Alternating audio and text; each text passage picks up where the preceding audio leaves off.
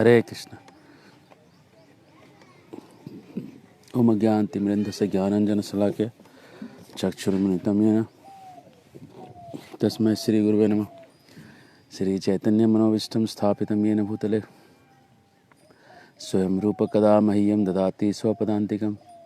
वन्देऽहं श्रीगुरो श्रीयुतापदकमलं श्रीगुरून् वैष्णवांश्च श्रीरूपं साग्रजातं सागररघुनाथान्वितं तं सजीवं सावद्वैतं सावधूतं परिजनासहितं कृष्णचैतन्यदेवं श्रीराधाकृष्णपादान् सकलललिता श्रीविशाखान्वितांश्च नमो विष्णुपादाय कृष्णपृष्ठाय भूतले श्रीमते भक्तिवेदान्तस्वामिनिति नामिने।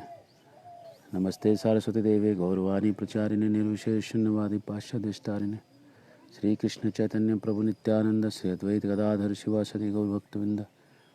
हरे कृष्ण कृष्ण कृष्ण हरे हरे, हरे राम राम राम हरे हरे।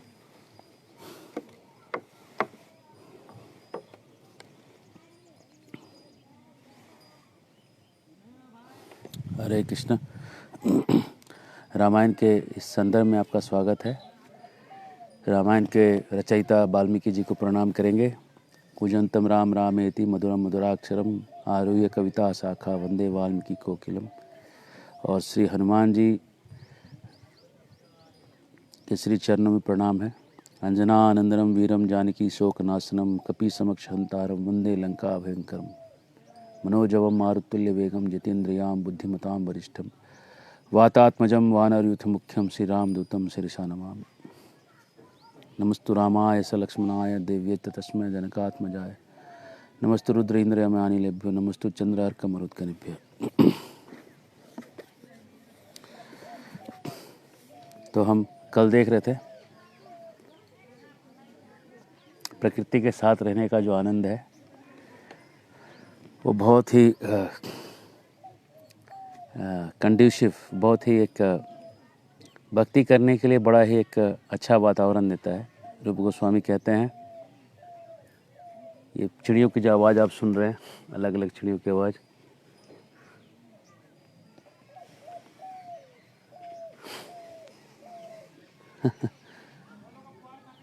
नेचुरल है। रूप गोस्वामी कहते हैं अनुकूलस्य संकल्प प्रतिकूलस्य वर्जनम। जो अनुकूल हो भक्ति के उसको ले लीजिए, अपना लीजिए, और जो प्रतिकूल हो उसको छोड़ दीजिए। इसलिए ये गुरुकुल के बच्चे हैं, पीछे से नरसिंह आरती गा रहे हैं और गौ माता की घंटी की आवाज़ सुनाई पड़ रही है।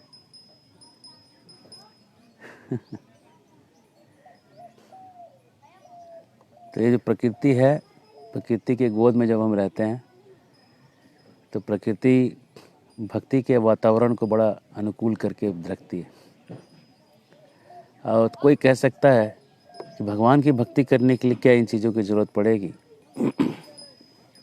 सवाल उठेगा कि क्या भगवान के भक्ति करने के लिए भी ये सब चीज़ों की ज़रूरत है? उत्तर है कि है। अब आपके सब मन में ये रहेगा कि भाई क्यों है? वो ऐसे है, भक्ति दो तरह की होती है।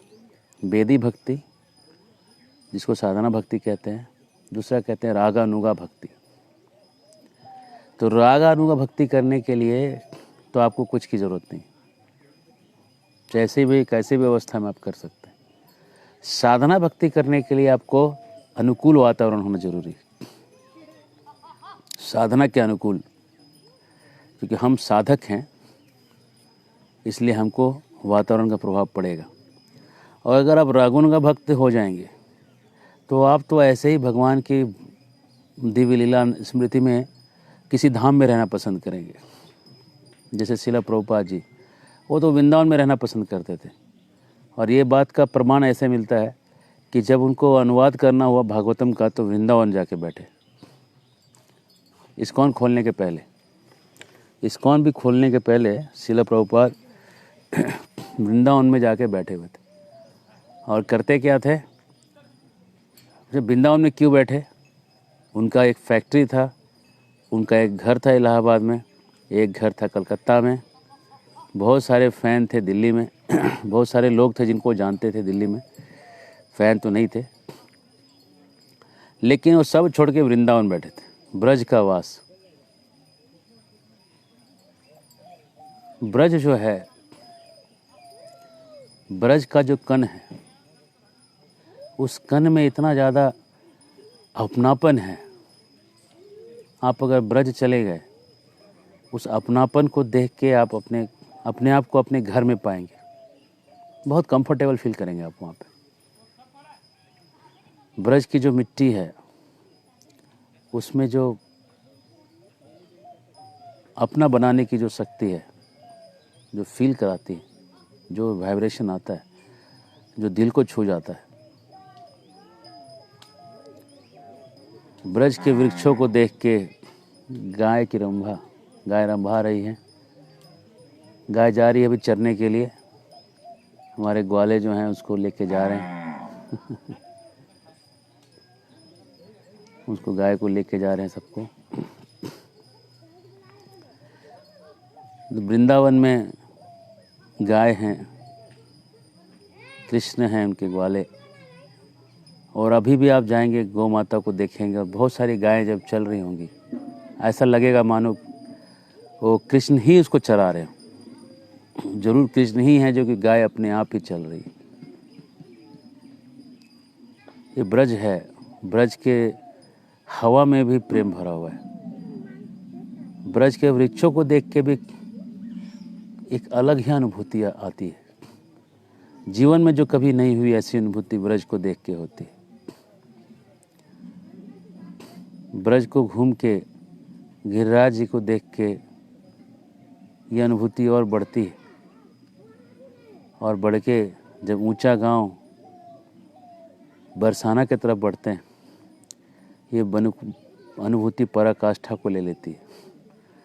और इसमें जब हम कृष्ण कुंड, गह्वर वन, मान मंदिर की तरफ देखते हैं, उधर देख के तो यह अनुभूति ऐसी सीमा में पहुंचती है जिसका अनुभव जीवन में कभी नहीं हुआ। वहाँ बैठ के भगवान के कीर्तन में तल्लीन होने से ऐसा लगता है कि बस दुनिया ठहर गया हो, दुनिया में कोई चीज़ नहीं मेरे लिए। अब सारी जिम्मेदारी सब एक तरफ हट गई, अब एक ही चीज़ बच गया, ये प्रभु का नाम और हम, और कोई नहीं। और इसके अलावा कुछ नहीं रहता, बस नाम के साथ हम जुड़े हुए हैं।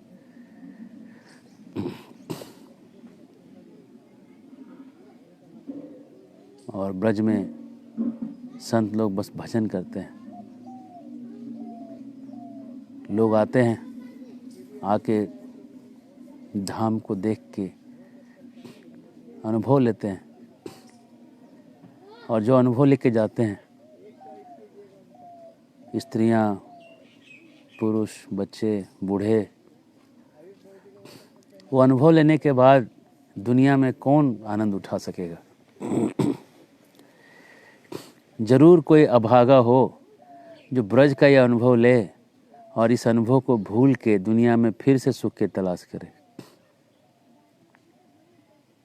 माया ठगनी है, ऐसे सुख को भुला देती है। ब्रज में 3 गुणों का वास नहीं, 3 गुणों के परे है ब्रज। हनुमान जी महाराज सोच रहे होंगे कि रामायण की कथा में ब्रज की महिमा कहाँ से आई। बस यूं ही ऐसा स्मरण हो आया। ब्रज है, अवध है, भगवान की सब तीर्थ स्थली है, और हनुमान जी महाराज भी ब्रज में हैं। जो सोचते हैं कि हनुमान जी नहीं हैं, तो उनके लिए छोटा सा तोहफा ये है कि हनुमान जी का एक नाम है मुरारी गुप्ता, और मुरारी गुप्ता के रूप में ये महाप्रभु चैतन्य की लीला में नित्य परिकर के रूप में है। और एक बार महाप्रभु कहते हैं, मुरारी तुम राम राम का भजन करते हो, क्यों नहीं तुम कृष्ण कृष्ण बोलो, तुम तो कृष्ण भी बोलो। कई बार लोग सोचते हैं कि इस्कॉन वाले बड़े फैनेटिक हैं, खाली कृष्णा कृष्णा करवाते हैं। ये हरे कृष्णा वाले जो हैं, इनको कृष्णा के अलावा कुछ नहीं दिखता। तो चलिए इस प्रश्न का ही उत्तर देते हैं।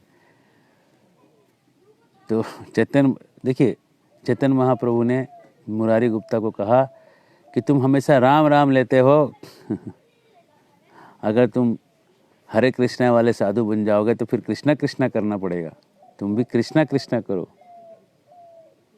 तो मुरारी जो है आदेश था करो करके, तो रात भर जो मुरारी हैं उस आदेश के कारण वो कृष्ण का नाम लेना चाहे। अब सुबह हो गया, अब वो राम का नाम छोड़ के कृष्ण का नाम लेना था, वो उनसे हो ही नहीं रहा था।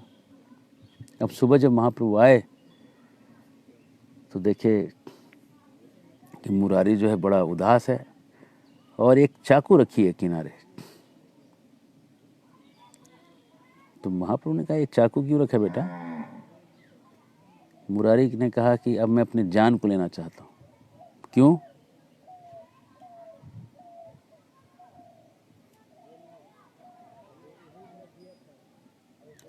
आपका आदेश अगर गुरु आदेश में पालन नहीं कर पाया तो जीवन रखने का क्या लाभ है? कृष्ण का नाम लेना मेरे से हो ही नहीं पा रहा है, मैं स्वाभाविक रूप से राम हूँ, मैं राम भक्त हूँ और कृष्ण का नाम ही नहीं निकल रहा। तो गुरु आदेश को तोड़ने के लिए मैं सोच रहा हूँ कि मैं अब नहीं रहूँगा, अब मैं जीऊँगा नहीं।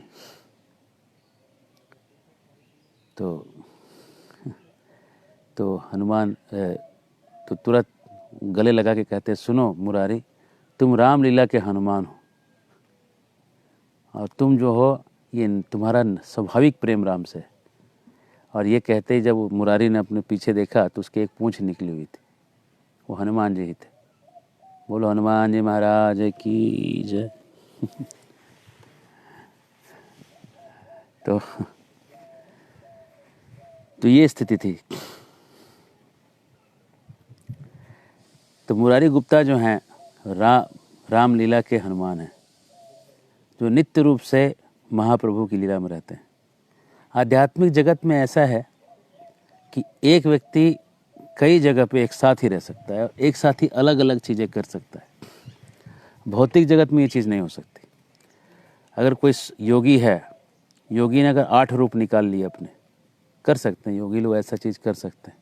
कई ऐसे बाबा लोग हैं जो कि एक जगह रहते हैं और दूसरे जगह अपने शिष्य को दर्शन दे देते हैं, लेकिन वो दोनों रूपों से एक ही चीज़ कर सकेंगे, अलग अलग चीज़ नहीं कर सकेंगे। इस दुनिया में जब सिद्धि प्राप्त होती है तो अलग अलग चीज़ें करने की सिद्धि नहीं प्राप्त होती, लेकिन जब नित्य परिकर बन जाते हैं भगवान के, नित्य लीला में प्रविष्ट हो जाते हैं, जय ओम विष्णुपाद नित्य लीला प्रविष्ट। नित्य लीला प्रविष्ट होने के बाद आप जितने भी रूप में चाहें उतने रूप में आप जो हैं सेवा कर सकते हैं। चाहे तो आप रामलीला में जाएं और रामलीला में एक रूप से आप रामलीला में सेवा करें और साथ ही साथ एक रूप में आप कृष्ण लीला में भी सेवा करें, दोनों एक साथ हो सकता है। ये बस इच्छा मात्र आप यहाँ कर सकते हैं, यहाँ कर नहीं सकते इस चीज़ को। इस चीज़ की आप इच्छा तो यहाँ कर सकते हैं, ये संभव नहीं, योगी लोग भी नहीं कर सकते। 8 रूप ले लेंगे लेकिन 8 रूप से एक ही काम करना पड़ेगा, है ना। एक बार हम लोग एक योगी जी से मिले थे, मेरे साथ एक और ब्रह्मचारी थे। तो योगी जी कहते हैं, वो थे करीब 80 साल के, दिखते थे 50 साल के। तो योगी जी ने कहा कि चलिए आपको हिमालय के ऊपर कभी लेके चलेंगे। तो हम लोगों ने कहा कि हम तो तैयार हैं, चलेंगे। तो बोला लेकिन आपको वजन कम करना होगा, इतने भारी में तो आप चढ़ नहीं पाओगे ऊपर। जो गोमुख है, गोमुख से 8000 फीट ऊपर ऋषि और योगी लोग रहते हैं, वहाँ कोई जाता नहीं। गोमुख के बाद कोई रास्ता नहीं है जाने का, कोई रास्ता नहीं वहाँ बना हुआ। गोमुख के अगर आगे किसी को जाना है तो उसको वहाँ के योगियों की सहायता से ही जा सकते हैं। और वहाँ ऊपर जाने के बाद वहाँ पे कई योगी जो हैं जो कई सैकड़ों वर्षों से वहाँ बैठे हुए हैं। जैसे आपने कई सुना होगा कि कुछ लोग 700 साल 800 साल के वहाँ बैठे हुए रहते हैं। परम पूज्य राधानाथ महाराज जी अपने बुक में लिखते हैं, जर्नी होम बुक में लिखते हैं कि हवा में उड़ना जो है, हवा में उठना एक कॉमन फेनोमेना है योगियों के लिए। कोई भी योगी जो हिमालय को उतने ऊंचाई में रह रहा है, उसको हवा में लेविटेट होना कहते हैं अंग्रेजी में, वो कोई भी कर सकता है। ये मतलब बहुत नया सिद्धि है, शरीर को हल्का बनाना। और 100, 200, 300 साल जीने वाले तो वहाँ सभी हैं। और जो कुछ बहुत बड़े एक आयुर्वेद के आचार्य हुए, जिन्होंने शल्य चिकित्सा की शुरुआत भी की, वो कहते हैं कि आज भी वही हैं। 5000 साल हो गए उनको। तो अब इन चीज़ों की जानकारी चाहिए साक्षात, तो फिर आपको चढ़ना पड़ेगा। हाँ, अब इसमें ये सवाल मत करिए कि अगर हम हेलीकॉप्टर से चले जाएं तो दिखेंगे कि नहीं। ये सवाल करने का नहीं है। ये बात है कि आप वहाँ उनको अगर देख भी लेंगे तो आपको कैसे पता चलेगा कि कितने साल के, ये कैसे पता चलेगा। तद विधि परिनिपातेन परिप्रश्नेन सेवया उपदेशन्ति ते ज्ञानम ज्ञानिनस्तत्वदर्शिनः। जब तक आप नम्र होकर सवाल नहीं करेंगे, आपको कोई उत्तर नहीं मिलेगा। लेकिन फिर हमने सोचा कि अगर हम चले भी गए, ऐसे लोग को हम मिल भी गए, तो मिलने के बाद क्या होगा, हमें प्राप्त क्या होने वाला। एक रोमांच, एक अनुभव, है ना। हमने ये पूछा कि वहाँ खाते क्या हैं रहने के लिए, इतनी ठंड में लोग रहते कैसे हैं। क्योंकि मैं कुछ दूर तक गया था और 1-2 बाबा मुझे दिखे थे वहाँ पे, और ठंड में वहीं रहते हैं, नीचे नहीं आते हो, और ऐसे उघाड़ा बदन रहते हैं। पूरे ठंड में बर्फ़ों के साथ वो खुले बदन में घूमते हैं, नीचे पूरा बर्फ़ है, एक गमछा पहन के। तो कहते हैं कि पहले तो ये चर्बी नहीं होनी चाहिए और बहुत पतला होना चाहिए शरीर, तब ठंड कम लगती। ये योगियों का अनुभव है। और दूसरा चीज़ कहते हैं कि वहाँ एक घास उगती है बर्फ़ों में, जिसको खाने से उस बर्फ़ में पसीना आता है। और दूसरी चीज़ एक शिलाजीत होती है, जो पत्थरों से वहाँ से रस के निकलता है। पत्थरों का एक प्रकार का काला टाइप का एक पत्थर होता है, शिलाजीत, जिसको खाने से आपके अंदर का एनर्जी लेवल डाउन नहीं होता कभी। तो ये जो शिलाजीत है, साधुओं के खाने की चीज़ है, लेकिन उसको कुछ लोग क्या करते हैं, वहाँ से उठा के नीचे लाते हैं, और नीचे ला के उसको अपने सेक्स के जो पावर है उसको जो है बढ़ाने के लिए यूज करते हैं। तो ये जो है, ये इसका जो है सही उपयोग नहीं है। इसका सही उपयोग यह है कि ऊपर में बैठ के बस साधना करने के समय जब कुछ नहीं रहता है, तब वो शिलाजीत खाते हैं, और इतनी ठंड को बर्दाश्त करने की शक्ति वो देता है। और उसको इस तरह से लेना जो है ठीक है, वो अपनी जगह जो भी है, लेकिन वो उसका वास्तविक उद्देश्य जो है उन योग करने के लिए है, योग में सिद्धि प्राप्त करने के लिए। तो अगर श्रद्धा है तो बहुत सारी चीज़ें खुल जाती, और श्रद्धा नहीं है तो बहुत सारी चीज़ें खुलती नहीं है। एक बार जाके ये स्वीट बनाना जो है, ये सोन पापड़ी बनाना सीख के आओ। गुरु आदेश। अब ये अमेरिकन पीएचडी की, तो 1 महीने तक उन्होंने जाके ये भी नहीं बोला कि हम क्या हैं, वो इतना ही बोला कि हमारे गुरुजी ने हमें भेजा है, हमें बस ये सीखना है।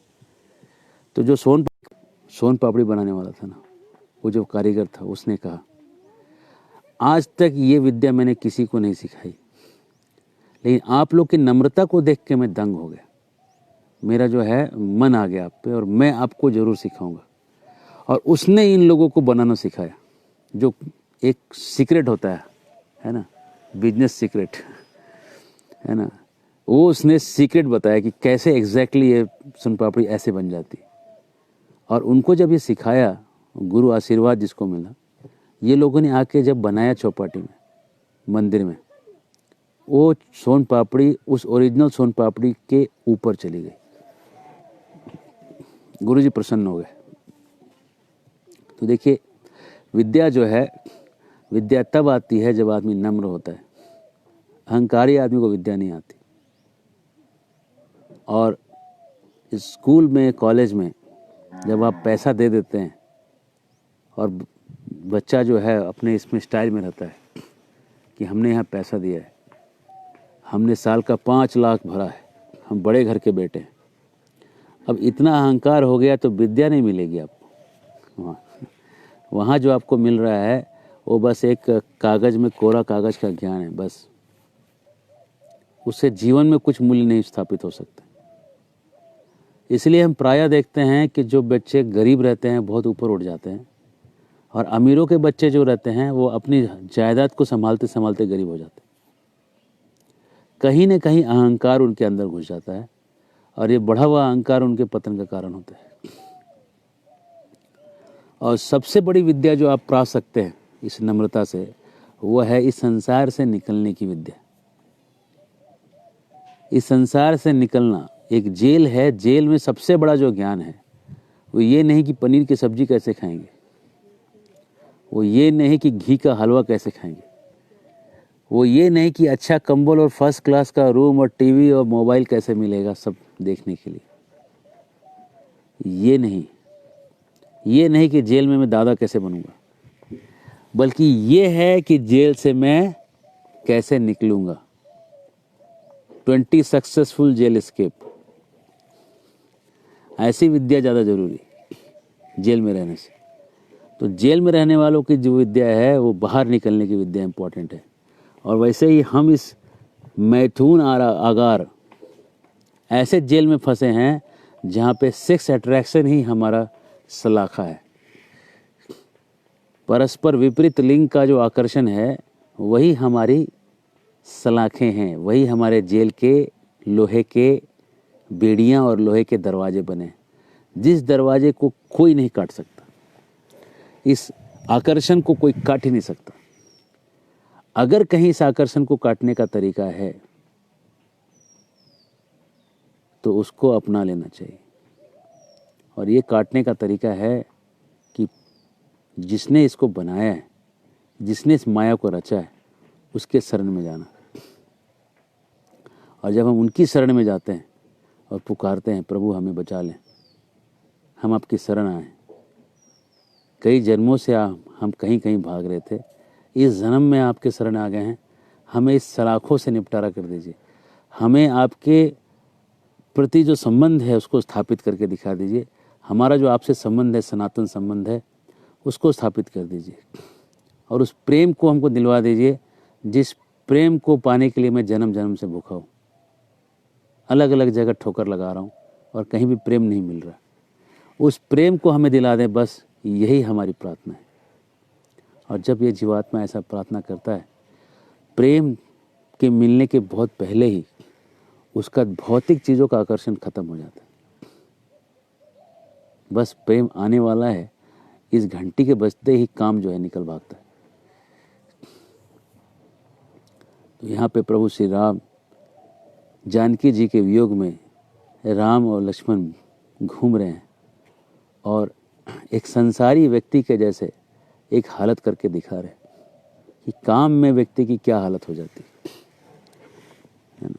रोता है, शोक करता है, पछताता है और पागल जैसा मत व्यवहार करता है। कुछ को कुछ समझता है। दुनिया में जितना प्रेम के जितने गीत हैं उससे ज़्यादा प्रेम से छूटे हुए विरह का गीत है। और जितना इंटेंस प्रेम के गीत होते हैं, डुएट सॉन्ग्स जो होते हैं, उससे ज़्यादा इंटेंस विरह के सॉन्ग्स होते हैं, है ना। पाकिस्तान के एक सिंगर थे, उन्होंने बहुत साल पहले एक ऐसे विरह का एक सीरीज बनाया था, है ना। और बनाने के बाद जो है कुछ ऐसा हो गया कि उनको फांसी की सज़ा हो गई और अच्छा सिला दिया हो गया उनके प्यार का। विरह के जो गीत हैं वो बहुत दुखदाई होते हैं। तो कहने का भाव ये है कि जब हम प्रेम अगर विकास कर लें, अगर हमने जीवन में प्रेम का विकास किया है, तो प्रेम जो है हमें इस विरह से हमें इस व्याकुलता से बचा सकता है। नहीं तो व्याकुल जिंदगी जो है वो आदमी जो है पागलपन की तरफ उसको ले जाती है। तो हम चलते हैं रामायण में, और राम कह रहे हैं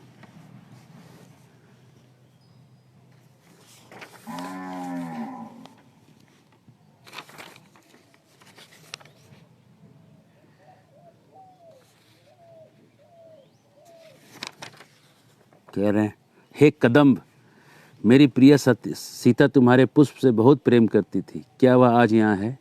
क्या तुमने उसे देखा है? जानते हो तो उसका पता बताओ। कदम के पेड़ से पूछ रहे हैं। जब मनुष्य, भगवान तो मनुष्य का रोल कर रहे हैं, जब मनुष्य विरह में व्याकुल होता है तो कुछ से कुछ बन जाता है। अरे अर्जुन, तुम्हारे फूलों पर भी मेरी प्रिया का विशेष अनुराग था। क्या उसका समाचार बताओ, वो जीवित भी है या नहीं?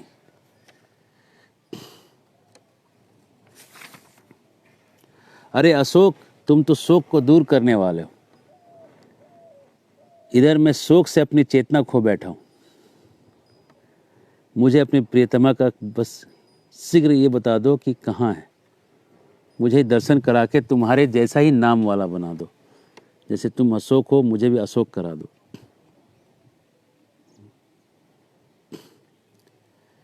हे जामुन, तुम्हारे जामुनाथ सोने के जैसे कांति वाली मेरी प्रिया अगर दृष्टि में पड़ी हो तो उसके विषय में कुछ जानते हो तो तुरंत बता दो।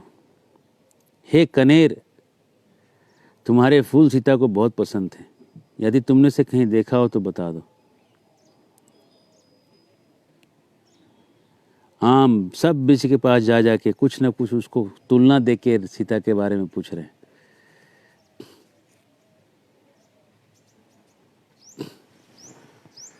हे व्याघ्र, क्या तुमने मेरी प्रिया चंद्रमुखी मैथिली को देखा हो तो बता दो। और तब इनको भ्रम हुआ कि सीता इधर से निकल के उधर चली गई, और भ्रम में कह रहे हैं, प्रिय क्यों भागे जा रही हो? हे कमलोचने, निश्चय मैंने तुम्हें देख लिया है। तुम वृक्षों की ओट में छिप छिपा कर मुझसे बात क्यों नहीं करती? ठहरो ठहरो, मुझ पर दया भी नहीं आती। अधिक हास परिहास करने का तुम्हारा तो स्वभाव नहीं था, फिर किस लिए मेरी उपेक्षा करती हो?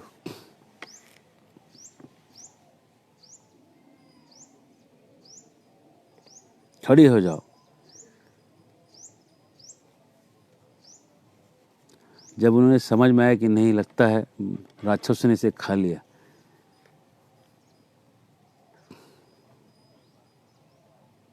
तब उनको जो है फिर वो दुख में पड़ जाते हैं।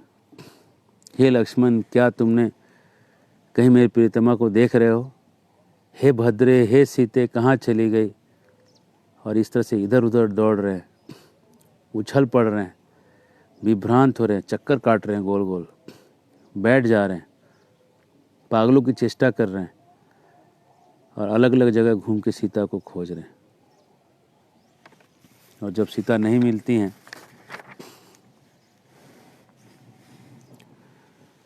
तो कहते हैं,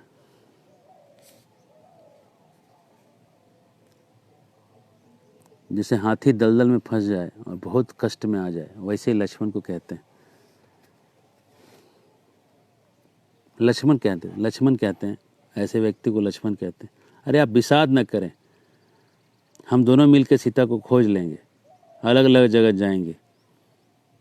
जैसे विष्णु ने राजा बलि को बांध के पृथ्वी प्राप्त की थी, वैसे भी आप जानकी को पा लेंगे।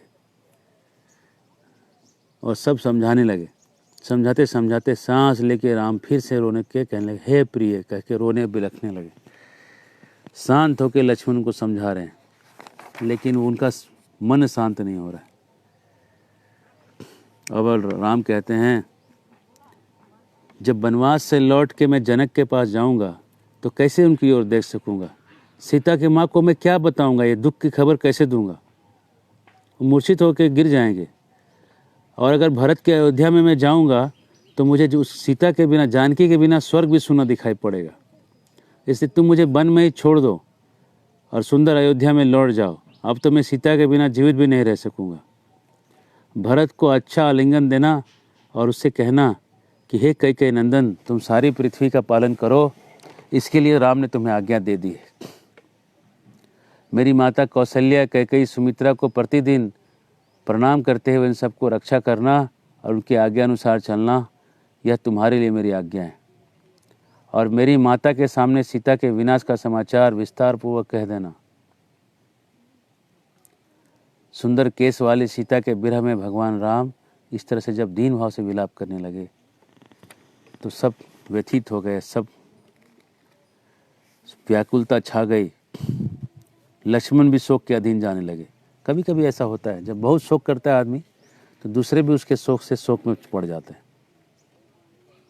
और कहने लगे कि सुमित्रा नंदन, हे लक्ष्मण, मालूम होता है पिछले जन्म मैंने बहुत पाप किया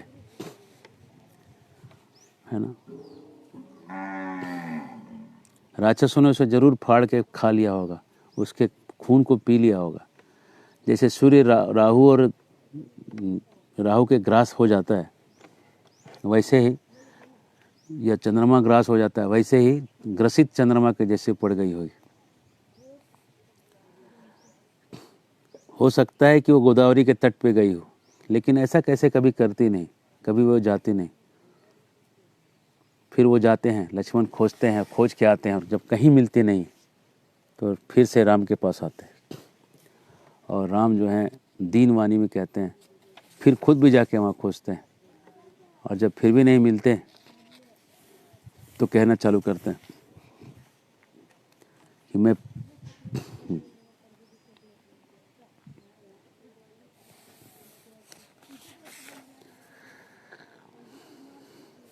जब वो खुद भी खोजते हैं तब राम जो है बहुत क्रुद्ध हो जाते हैं और क्रुद्ध होके और आगे बढ़ते हैं तो नदी को पूछते हैं, बताओ सीता कहाँ है। नदी बोलती नहीं। पेड़ों से पूछते हैं, बताओ कहाँ है। पेड़ भी बोलते नहीं। और इधर उधर देखते हैं तो अब उनकी नज़र पड़ती है कुछ फूल। तब उनको जो है मृगों को पूछते हैं, बताओ कहाँ है सीता। तो मृग जो है दक्षिण की ओर इशारा करते हैं। तो उधर थोड़ा आगे देखते हैं जाके तो कुछ फूल जो सीता के वहाँ गिरे हुए दिखाई पड़ते हैं। थोड़ा और आगे बढ़ते हैं तो देखते हैं कुछ सोने के कुछ घुंघरू उंगरू सब गिरे हुए हैं। थोड़ा आगे बढ़ते हैं तो खून के बूंदें इधर उधर दिखाई पड़ती है। पास में आगे उनको एक टूटा हुआ धनुष दिखाई पड़ता है, छत्र चंवर दिखाई पड़ता है, रथ का एक्सेल दिखाई पड़ता है और उल्टा हुआ रथ दिखाई पड़ता है। थोड़े आसपास में पिशाच वाले गधे दिखाई पड़ते हैं मरे हुए। सारथी के हाथ में चाबुक होता है और रथ की डोरी होती है घोड़ों की, वो दिखाई पड़ती है। ध्वजा गिरा हुआ दिखाई पड़ता है और बहुत सारा खून गिरा होता है।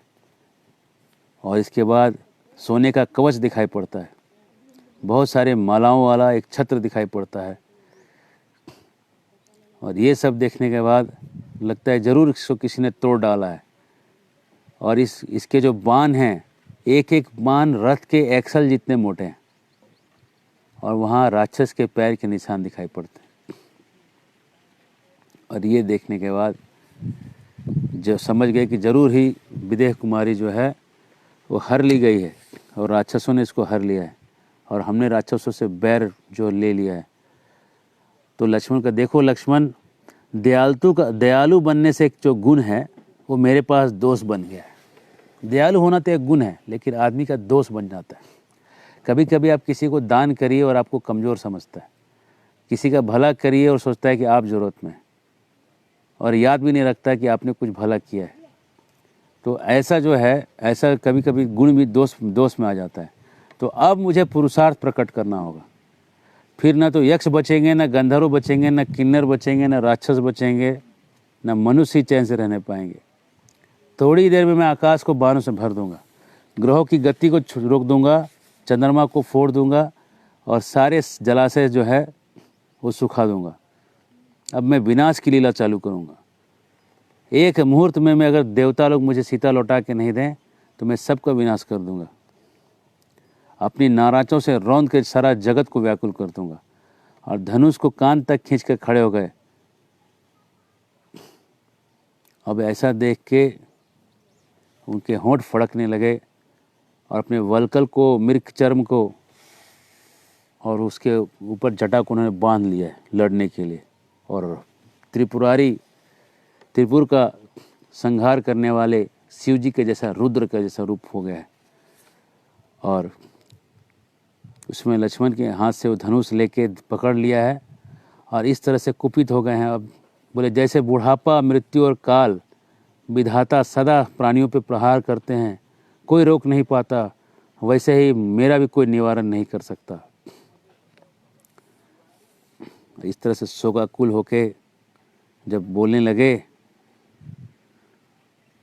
तो लक्ष्मण जी कहते हैं, सुनिए प्रभु, जिसने भी ये किया है उसका हम अन्वेषण करें, उसको हम खोजें और उसको दंड दें। उसके गलती के लिए सबको दंड देना, ये आप गुस्से में आप कंट्रोल मत हो जाइए। आपके जो गुण हैं उसको गुस्से से कंट्रोल मत कर लीजिए। गुस्से से आप कंट्रोल होना आपके लिए ठीक नहीं। और उनको समझा बुझा के शांत करते हैं। तो देखिए, सीखने की बहुत सारी चीज़ें आज तो है ना। पहला हमने जो बताया कि नम्रता जो है ज्ञान के लिए ज़रूरी है।